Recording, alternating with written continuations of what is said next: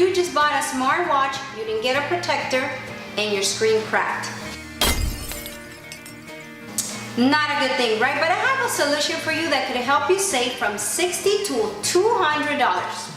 In this case, we ended up with a bad cracked screen, but the watch was still working really good that my husband decided to use it. So in order for this to happen, we found the right accessories that would hide the fact that this is a rose gold one with this black frame screen protector. And now you can't even tell the color of the watch, plus the broken screen, it's unnoticeable. And by doing this, your fingers will be protected from the cracked screen so you don't cut yourself, and it still works fine. We bought these accessories on Amazon. You could find the bands in different colors, different styles, and you could also find the face in the matching color that you want, or mix and match, however you like and whatever fits your style. This quick fix only cost us about $20, save some money, and also we buy some time until we get ready to buy a new watch or fix that one.